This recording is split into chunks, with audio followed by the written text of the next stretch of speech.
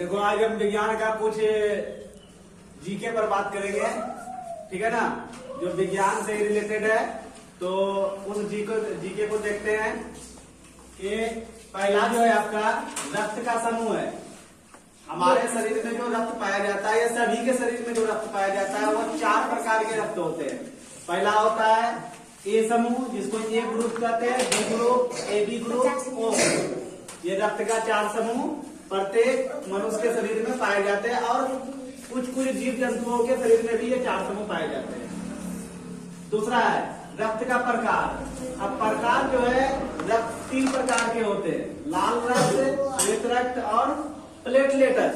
ये सभी मनुष्य के शरीर में पाया जाता है और जीव जंतुओं के शरीर में भी पाया जाता है। जो रक्त का 3 समूह 3 प्रकार है, लाल रक्त, श्वेत रक्त और प्लेटलेट्स। तीसरा क्वेश्चन आपका है रक्त का सर्वदाता समूह।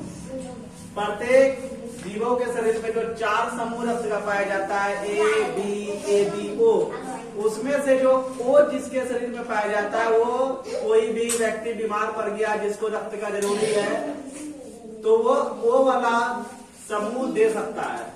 क्योंकि ले नहीं सकता है लेकिन सबको दे सकता है, इसलिए इसको सर्वदाता समूह कहा जाता है, क्योंकि सभी को ये दे सकता है। चौथा आपका है श्वास में ग्रहण करते हैं। श्वास जो हम सब लेते हैं उसमें ऑक्सीजन ग्रहण करते हैं। ऑक्सीजन के अलावा भी हम सब nitrogen, carbon dioxide, sulphur dioxide ग्रहण करते हैं, लेकिन सबसे ज्यादा संख्या जो होता है श्वसन में वो ऑक्सीजन की होती है, इसलिए हम सब कहते हैं श्वास में हम ऑक्सीजन लेते हैं। और 5वां नंबर क्वेश्चन है श्वास से छोड़ते हैं।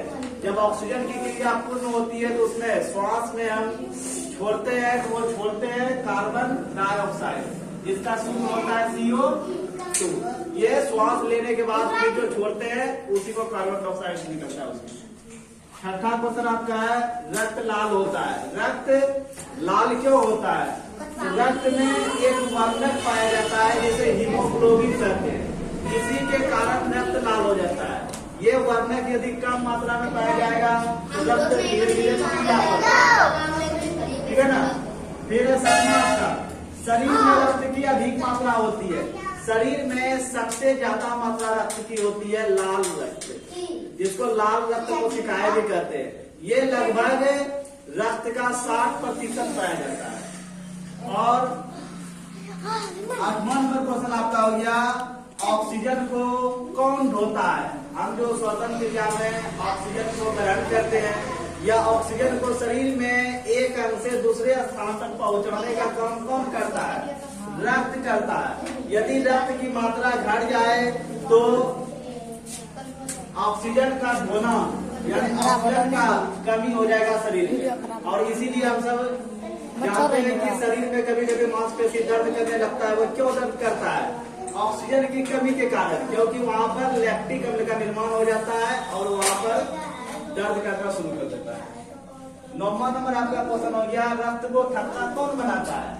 तो रक्त को थक्का प्लेटलेट्स बनाता है। कभी कभी शरीर कट पड़ जाते हैं, वो रक्त जो निकलने लगता है, फिर उसको रोकने का काम जो कौन करता है?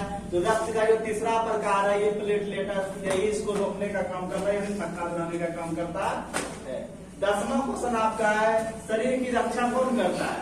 शरीर में जो बाहर से जीवाणु, विषाणु, वायरस, बैक्टीरिया ये सब जो शरीर में प्रवेश कर जाता है, या हम सब कभी कभी विषाक्त भोजन, खराब भोजन को खा लेते हैं तो उसको शुद्ध करने का काम जो काम करता है श्वेत रक्त कोशिकाएं। यदि ये शरीर में नहीं रहेगा तो हम ज्यादा से ज्यादा दिन तक बीमार रह जाएंगे। इसलिए सबसे ज्यादा जो रक्त में भूमिका होती है श्वेत रक्त कोशिका की होती है।